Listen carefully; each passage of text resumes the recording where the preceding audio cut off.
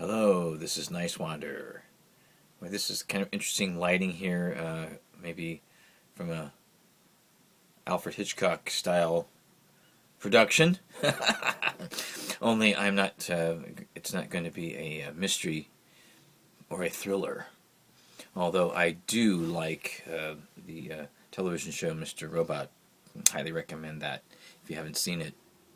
So as you can see here in Los Angeles, the weather's beautiful. It's about 80 degrees right now here in Pasadena. Beautiful. Well, I see that there's 42 inches of snow in some places back east in the blizzards. Yes, extreme weather conditions are on the increase, and yes, it is in part to climate change, some which is natural, some which is human-induced to accelerate that. No doubt about it, and let alone the fact that our air is important. I mean, there were reasons why Reagan had to raise the standards in emissions during his administration. In the 1980s, I saw it firsthand, where I lived in a neighborhood where I could look north and see the San Gabriel Mountains, where I live close to now, and I could look south and see the Santa Monica Mountains, or what I should say the foothills, which would be called the Hollywood Hills. And when I first went out there, there were many days where you really couldn't see them because of the smog. And before I moved from that neighborhood, and Reagan and his administration had to make some changes in regulations, fuel emissions. I'm not sure all the details there, but we could walk out the house and many days see both mountains looking north and south on where we lived on the street.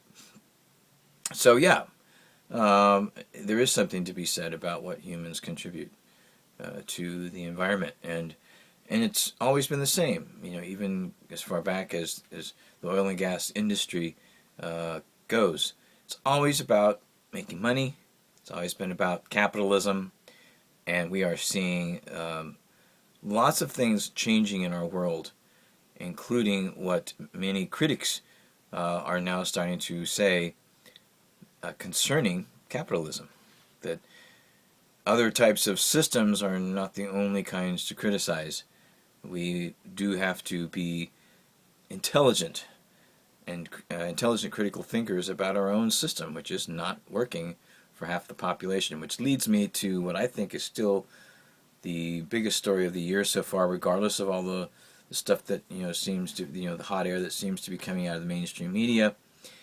But I still think the top story of the year so far, 2017, are again the Oxfam statistics that are released every year in January, usually at the Global Economic Summit in Davos, Switzerland. This year, 8 people on the planet have as much wealth now as the bottom 50% of the world's population. And of course, that includes people like Bill Gates, Warren Buffett, and Slim from Mexico, on and on and on. So anyway, that's all I have for now. I hope you have a great rest of the day, and I love you.